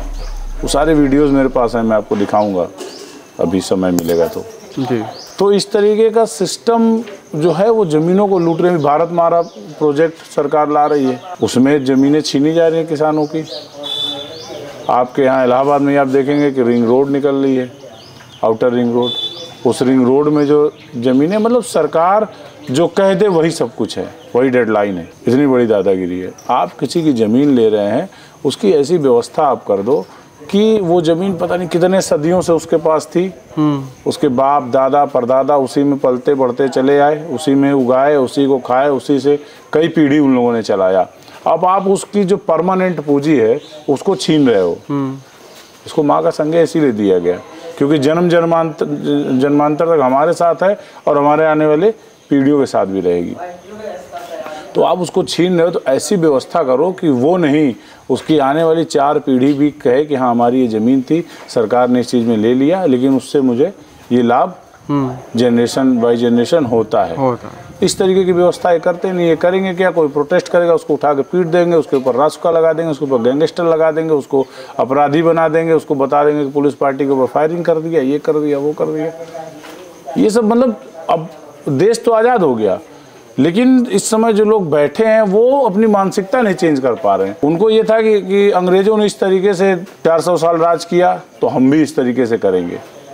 वो ये नहीं देख रहे हैं कि अंग्रेजों का हाल क्या हुआ, किस तरीके से उनको भागना पड़ा। तो मुझे लगता है कि भूमि अधिग्रहण सबसे बड़ा मुद्दा है कहीं के भी किसानों का, और पूर्वांचल में इस समय ज़्यादा दिक्कत है। बिहार और पूर्वांचल का जो सीमावर्ती क्षेत्र है इसमें ज़्यादा दिक्कतें हैं। सरकार की नज़र किसानों की ज़मीनों पे है कि उन ज़मीनों को छीन करके कॉरपोरेट्स को देना है, जिसके लिए किसान आंदोलन के रास्ते पे है, और ये आंदोलन ही उसकी ज़मीनों को बचा सकता है। उसके अलावा आप बिजली की समस्या देख लीजिए, एमएसपी एक बड़ी समस्या है कि हम क्या उगा रहे हैं उसका क्या रेट होगा। या तो ये पावर दे दो किसान को, ये अधिकार दे दो किसान को कि वो तय करे कि जो हम प्रोडक्ट अपने खेत में जो अनाज पैदा कर रहे हैं उसका रेट हम निर्धारित करेंगे, बिचौलिया नहीं निर्धारित करेगा। और या तो उसको एमएसपी गारंटी कानून दे दो। उसके अलावा फिर आप देखेंगे तो रोज़मर्रा की ज़िंदगी में डेली की समस्या है। अब इन सब चीज़ें तो हो गई सामूहिक समस्याएं, ठीक है। इसके अलावा समस्याएं क्या है किसानों की, कोई बड़ा है, भूमाफिया है, दबंग है, सरकार से जुड़ा हुआ व्यक्ति है, वो पता चले किसानों की ज़मीन पर कब्जा कर रहा है, ठीक है। उसके अलावा थाने की, पुलिस की तमाम इस तरीके से दिक्कतें आती हैं, जो मतलब ये प्रतिदिन का काम है, जो इंडिविजुअल्स काम है। बाकी जो सामूहिक है उसमें सबसे बड़ी तो लैंड एक्विजिशन और एमएसपी दो ही दिखता है। यूरिया का आप देख ही रहे हैं कि इस समय क्या मारामारी चल रही है, बिजली का प्राइवेटाइजेशन हो ही रहा है। मतलब सरकार क्या है फिर, अगर हर चीज़ आप बेच दोगे, हर चीज़ आप प्राइवेट पूंजीपतियों को ही चलाने के लिए दे दोगे, तो फिर प्रधानमंत्री की कुर्सी भी आप दे दो किसी उद्योगपति को कि लो भाई आप ही चला लो, हम नहीं चला पा रहे हैं। सरकार किस लिए बनाया गया कि सरकार जो है एक सुप्रीम पावर है, ठीक, जिसके नीचे तमाम हैं, उद्योगपति भी हैं, उसके नीचे नेता भी हैं, उसके नीचे ब्यूरोक्रेट्स भी हैं, ठीक है। लेकिन अब सरकार ही जो है वो कह रही है कि हम अपाहिज हो गए हैं, हम कुछ कर ही नहीं सकते, बिजली हमसे नहीं चल रहा है ले जाओ, रेलवे हमसे नहीं चल रहा है ले जाओ, डॉकयार्ड्स हमसे नहीं चल रहे हैं ले जाओ, एयरपोर्ट हमसे नहीं चल रहा है ले जाओ। तो यार सब कुछ बेच ही दोगे, बेचम बेच मचाए हो, तो बेच के तुम्हें कहाँ जाना है? यही पे तो रहोगे तो इसी देश पे, फिर भी 5 साल बाद चुनाव आएगा, फिर उसके लिए मारा मारी करोगे, 20 बार झूठ बोलोगे मंच पे चढ़ के। तो जब सत्ता मिली है, जनता ने दे रखा है, तो आप क्यों हर चीज़ों को बेच रहे हैं? सरकार से बड़ा कोई सिस्टम नहीं होता। अगर सरकार जिस चीज़ को नहीं चला सकता उसको कोई नहीं चला सकता। तो सरकार कह रही है हम बिजली नहीं चला सकते, बिजली प्राइवेट कर दो। सरकार कह रही है हम एयरपोर्ट नहीं चला सकते, अडानी को दे दो। सरकार कह रही है हम बंदरगाह नहीं चला सकते, अडानी को दे दो। सरकार कह रही है कि हम जो है रेलवे नहीं चला पाएंगे, ये उनको दे दो। सरकार कह रही है हम BSNL नहीं चला पाएंगे। एक उद्योगपति इस देश का, मतलब सरकार के 2% भी नहीं होगा वो, ठीक, मुकेश अंबानी, और उसने BSNL से कई गुना बड़ा खड़ा कर दिया अपना एम्पायर जियो का। आज अगर हम लोग चाहें, मोबाइल फ़ोन नहीं है मेरे जेब में, अगर चाहें तो आज वो कहेगा कि हम 10,000 रुपये में महीना आपका वो रिचार्ज करेंगे, तो हमारी मजबूरी है, कहाँ जाओगे आप? सारी कंपनियों को उसने बंद कर दिया, एकाधिकार कर लिया, तो आप कहाँ जाओगे, किसके पास जाओगे रोने गिड़गिड़ाने? आपको मजबूरी है, करना पड़ेगा। तो अगर सरकार के जो 1% भी ताकत नहीं रखने वाला उद्योगपति अगर एक इतना बड़ा कम्युनिकेशन का वो चला सकता है, टेलीकॉम सेक्टर को, तो सरकार के पास इतना बड़ा सेटअप था। BSNL का एक नाम था, आपको पता है कि 6 महीने की वेटिंग पे सिम बुक होता था, और 6 महीने बाद जो लंबी लाइन 500 मीटर और 1 किलोमीटर की लंबी लाइन लगा करके वो सिम मिलता था, वो था BSNL, ठीक। उसको मारा, बर्बाद कर डाला। तो सब फिर सरकार छोड़ दे, गद्दी छोड़ दे, अपनी कुर्सी छोड़ दे, कह दे कि भैया हम निकम्मे थे, हम नहीं चला पा रहे थे, हमारे अंदर वो कुव्वत नहीं है। सरकार का फॉर्मेशन किस लिए हुआ? 1947 में जब आज़ादी मिली, उसके बाद जनरल इलेक्शन हुए, उसमें सब कुछ पूरा उसको संवैधानिक तरीके से लोकतांत्रिक ये देश बना, तो किस लिए बना? कि सरकार ही सब कुछ है, और सरकार कह रही हमसे कुछ हो ही नहीं पाएगा। नहीं तो ऐसा कैसे चलेगा? सब कुछ बेचते चले जा रहे हैं, बेचते चले जा रहे हैं। अभी यहाँ जो है 12 में एक पावर प्लांट बना BSP गवर्नमेंट के समय में, वहाँ ज़मीनों को एक्वायर कर लिया गया, ज़मीनों को एक्वायर किया गया 2 लाख रुपए बीघे के रेट से, और उसको एक्वायर करके दे दिया गया JP को कि आप इसमें थर्मल पावर प्लांट लगाओ 30 सालों के लिए। जयप्रकाश बिहार के एक छोटे से ठेकेदार थे, एक समय में जब BSP गवर्नमेंट थी, बहुत बड़े उद्योगपति बन गए थे, अब फिर रोड पे आ गए हैं, क्योंकि जनता का खाओगे तो वही होगा, एक दिन रोड पे आना पड़ेगा। अगर जबरदस्ती किसी का लूटोगे। तो सरकार ने ये कहा कि हम अपने फ़ायदे के लिए, अब मतलब गवर्नमेंट के लिए ले रहे हैं, पब्लिक के लिए इसमें कुछ अच्छा करेंगे, और आप दे रहे हो उसको लीज पे उद्योगपति को। आप उद्योगपति को डायरेक्ट कहो ना कि आप जाओ किसानों से ज़मीनें खरीदो, तो उसको पता चलेगा कि क्या इसका भाव है, किसान कैसे देता है। किसान मर मिट जाता है लेकिन अपनी ज़मीन नहीं चाहता कि कोई ले ले, लेकिन आप क्या है कि प्रेशर दे करके ज़मीनों को ले लेते हो। तो सरकार के अंदर सुधार होना चाहिए। जो भी समस्याएं हैं उसका हर चीज़ की कुंजी, जैसे ना ताले की कुंजी होती है, और पहले हम लोग जब बचपन में पढ़ते थे तो उसकी भी एक कुंजी आती थी, उसमें सारे आंसर होते थे। तो सारे आंसर और सारी चाबियां सरकार के पास है। लेकिन सरकार क्या दिक्कत है कि सरकार दो आंखों से लोगों को देखती है। एक तो वो जो उनको फंड देते हैं और एक वो जो उनके खिलाफ लड़ते हैं, जो सच को सच कहने की ताकत रखते हैं, जो झूठ को झूठ कह सकते हैं सीना ठोक के। तो दोनों को दो नज़रों से सरकार देखती है। जो सरकार की गलत नीतियों का विरोध कर रहे हैं वो लोग सही हैं, उसमें हम लोग भी आते हैं, लेकिन सरकार उनको अपना दुश्मन मानती है। और जो इस देश की जड़ों को, इस देश की नींव को खोखला कर रहे, दीमक की तरह चाट रहे हैं, चाहे वो उद्योगपति हो, चाहे वो व्यापारी हो, चाहे वो कोई भी हो, उनको सरकार समर्थन कर रही है। सरकार को दिख नहीं रहा है कि दीमक की तरह नीचे से चाट रहे हैं, किस दिन ये पेड़ गिर जाएगा, और जिस दिन गिर जाएगा उस दिन सरकार भी कुछ नहीं कर सकती। तो सरकार को सब कुछ अपने हाथ में रखना चाहिए। और सरकार को इसीलिए जनता ने चुना एक विश्वास के साथ कि सरकार जो है बड़ी चीज़ है, मजबूत चीज़ है, और मजबूत सरकार अगर रहेगी तो निश्चित तौर पे जनता के एक एक काम का निष्कर्ष निकलेगा। और सरकार का ये कर्तव्य बिल्कुल नहीं है कि सब कुछ से पल्ला झाड़ के सबको प्राइवेट कर दो। प्राइवेट अगर करना है तो फिर आपको सत्ता में रहने का कोई फ़ायदा नहीं है, चाहे वो कोई भी सरकार हो, किसी भी पार्टी की सरकार हो।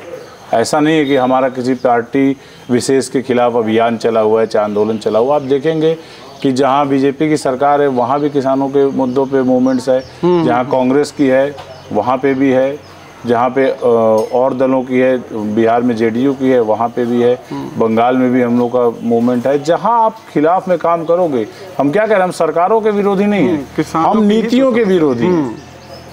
और किसानों के हितों के लिए जो भी नीतियां अगर उनके खिलाफ में बनेगी तो उसका विरोध करेंगे, उसके लिए कोई भी कीमत चुकानी पड़े, जान रहे ना रहे। लेकिन इस शरीर के अंदर जब तक खून का एक एक कतरा है, खून का एक एक कतरा जब तक है, तब तक सरकार की गलत नीतियों का विरोध होगा। और जब तक इनका विरोध नहीं होगा तब तक ये उसको सही नहीं करेंगे, और जब तक ये उसको सही नहीं करेंगे तब तक किसान के घर में समृद्धि और खुशहाली नहीं आएगी। तो आप किसान और जो किसान मूवमेंट को लीड कर रहे हैं उनके लिए क्या आप संदेश देना चाहेंगे? देखिए, किसानों के लिए ये है कि किसानों को अपनी फसलों के भाव के लिए, इस ज़मीन को बचाने के लिए जो मूवमेंट चल रहा है उस मूवमेंट पे वो पूरी तरीके से जुड़े रहें। और जो उनके साथी हैं जो उनके लिए 24 घंटे दिन रात पुलिस की बंदूक की नोक पे हैं, उनके लिए वो तैयार रहें। और वो साथी जो बिल्कुल सरकार के रडार पे हैं, आपको मैं बता दूं कि इस समय हो क्या रहा है कि जो भी इन मूवमेंट से जुड़े लोग हैं जो सरकार की गलतियों को या अधिकारियों की गलतियों को उठा रहे हैं, वो सरकार की टारगेट पे हैं। और सरकार उनके ऊपर झूठे मुकदमे लाद करके, उनको बदनाम करके उनके ऊपर बड़ी कार्रवाइयाँ करनी चाहती है। जैसे आपको याद होगा कि अंग्रेजों के समय में जितने भी हमारे क्रांतिकारी थे, जिन्हें आज हम क्रांतिकारी कहते हैं, जिनकी पूजा करते हैं, जिनकी शहीदी मनाते हैं, वो अंग्रेजों की नज़र में सब के सब आतंकवादी थे। कोई क्रांतिकारी किसी को किसी अंग्रेज ने कहा नहीं कहा। तो उसी तरीके की मानसिकता आज के भी बैठे लोगों का है जी। अभी लखनऊ के एक हम लोग के साथी हैं, वो सीनियर साथी हैं, के सिंह, उनके ऊपर इसी तरीके का षड्यंत्र चल रहा है कि फर्जी मुकदमे उनके ऊपर लाद के, क्योंकि वहाँ मूवमेंट को उन्होंने जिंदा कर रखा है। अभी प्रयागराज में इसी तरीके की घटना हुई, फिर और भी शहरों में हो रही है। तो जो इनकी मानसिकता है वो ठीक नहीं है। वो ये समझ में आ रहा है कि वो आने वाले दिनों में एक षड्यंत्र के तहत जो भी आंदोलनकारी है उन्हें बदनाम करने की स्थिति से किसी के ऊपर कोई मुकदमा लादा जाएगा, किसी के ऊपर अपहरण का, किसी के ऊपर रंगदारी का। क्योंकि अब मूवमेंट का लादोगे मुकदमा तो पब्लिक की नज़र में और अच्छा संदेश जाएगा। तो ये क्या करते हैं सरकार की, मैं जितनी मानसिकता समझ पाया हूँ, ये खासतौर से अधिकारियों की, मैं सरकार को जिम्मेदार नहीं मानता किसी भी नीति को, क्योंकि जो नीति निर्धारण करते हैं वो अधिकारी करते हैं। सरकार तो बस साइन करती है। सरकार उतनी ही पढ़ी लिखी है कि बस वो साइन भर बना ले बस, बाकी उसके अंदर क्या ड्राफ्ट है क्या है सब अधिकारी जानते हैं। पढ़ा लिखा वर्ग तो अधिकारी है ना। सरकार को बदनाम करते हैं अधिकारी, क्योंकि काम पूरा अधिकारी करते हैं। सरकार को कुछ नहीं पता, कुछ भी नहीं पता सरकार को। और जो सत्ता में बैठे मिनिस्टर हैं, चाहे बड़े पदों पे जो बैठे लोग हैं, उसमें किसकी क्या क्वालिफिकेशन है, कितना अनुभव है, आप देख लीजिए। ठीक, तो अब ये एक चल रहा है कि आप इनको अपराधी बनाओ, आप इनको गैंगस्टर बनाओ, आप इनको लुटेरा बनाओ, आप इनको हत्यारा बनाओ, आप इनको माफिया बनाओ, और उसके बाद जो है इनको मूवमेंट से हटाओ, दबाव दो। इस तरीके की बहुत सी घटना हुई। अभी मेरे ऊपर भी 2-3 बार इस तरीके का प्रयास हो चुका यहाँ पे हाँ, प्रयागराज में। तो इस तरीके के बहुत से साथी हैं। तो उन सभी किसानों को अगर मजबूत होना है, जैसे 2021 के आंदोलन में लोगों ने एकता दिखाई और तब से ये क्रम चला आ रहा है, तो लोगों को उसी तरीके से तैयार रहना होगा। किसी एक साथी को सबकी समस्या समझ के, अगर मेरे ऊपर दिक्कत हो रही है तो मैं सोचूं कि आप सोचिए कि हाँ ये अनुज सिंह के ऊपर नहीं, मैं भी उसमें शामिल हूँ, ठीक, तो आपको हमारे लिए खड़ा होना पड़ेगा। सब जब एक दूसरे के साथ खड़े होने लगेंगे, अगर ये टुकड़े टुकड़े बटेंगे नहीं, तो निश्चित तौर पे सरकार को एक स्पष्ट मैसेज जाएगा और ये जो बदतमीजी करने की का प्रयास सरकार का चल रहा है उससे कोई फर्क भी नहीं पड़ेगा। 2, 4, 6 महीने, साल, 2 साल जेल आप काट लेंगे, उससे कोई फर्क नहीं पड़ेगा। जब चीजें बदलेंगी तो सब कुछ साफ हो जाएगा कि कौन माफिया था, कौन भूमाफिया था, कौन अपराधी था, कौन एक्सटॉर्शन मनी मांग रहा था। ये सब चीज़ें लादने की प्लानिंग है सरकार की, और एक बड़ी प्लानिंग है। तो उसके लिए लोगों को तैयार रहना पड़ेगा, क्योंकि सरकार का है कि एन तेन किसी भी तरीके से ये मूवमेंट ख़त्म किया जाए। लेकिन सरकार को बता देना चाहते हैं कि मूवमेंट नहीं ख़त्म होगा, चाहे जितना जोर लगा लें, चाहे जितना जोर सरकार लगा ले, ये मूवमेंट ख़त्म नहीं हो। क्योंकि इस माटी की ऐसी महिमा है कि इसमें वीर ही पैदा होते हैं, इसमें डरपोक और कायर नहीं पैदा होते। और याद रखिएगा कि इतिहास हमेशा लड़ने वालों का लिखा जाता है, तलवा चाटने वालों की सिर्फ चाटुकारिता ही रहती है, कोई उनका इतिहास नहीं होता है। भगत सिंह 21 साल की उम्र में फांसी खा गए, लेकिन आज जो है इतने सालों बाद भी उनका नाम अमर है, और पता नहीं कब तक अमर रहेगा। जब तक इस धरती का एक भी कण है तब तक इस धरती पे उन लोग का नाम रहेगा। तो सबको उनसे प्रेरणा लेकर के, अपने क्रांतिकारियों से, अपने आंदोलनकारियों से, और इस मूवमेंट को, इस देश को बचाने के लिए, इस संविधान को बचाने के लिए सबको आगे आना होगा। देश में लोकतंत्र बचा रहे, देश में संविधान बचा रहे, देश की जो आम जनता है, उसमें चाहे किसान हो, चाहे मजदूर हो, चाहे युवा वर्ग हो, दलित वर्ग हो, पिछड़ा वर्ग हो, कोई भी हो जो इस देश के अंदर रहता है, उसको समानता का अधिकार है और सबको बराबर वो मिले। उसके लिए ये देश, खासतौर से इस देश का संविधान बचा रहना चाहिए, इस देश का किसान बचा रहना चाहिए, इस देश का जवान बचा रहना चाहिए। उसके बाद ही इस देश की समृद्धि का रास्ता खुलेगा, उसके बाद ही ये देश आगे बढ़ेगा। जिस विकास को करते करते आज इतने साल निकल गए, आज तक विकास नहीं दिखा। एक हमारे मित्र हैं, वो 42 साल के हो गए विकास करते करते, सीनियर हैं हमसे, बड़े हैं हमसे। तो वो विकास करते करते विकास भाई तो हो गए 42 साल के, लेकिन आज तक भारत में विकास दिखा नहीं। और आज की टेंडेंसी क्या हो गई कि कोई भी दिक्कत हो पिछली सरकारों पे थोप दो। आप क्या कर रहे हो? अगर उन्होंने वही किया तो उनको बदल दिया जनता ने, तो आप को भी इसलिए जनता ने नहीं चुना कि आप भी वही करोगे जो वो लोग करके गए, बदल दिए जाएंगे। हाँ, अगर कोई गोबर खा लिया, जरूरी नहीं कि आप भी गोबर खा लो। अगर बुद्धि है तो सोचो ना कि गोबर है खाने के लिए नहीं है, वो कंडा पाथने के लिए, घर पोतने के लिए है। अब गोबर खाइबा तो गोबर ही नहीं है, बुद्धि उससे ज़्यादा बढ़िया बुद्धि थोड़े होगी।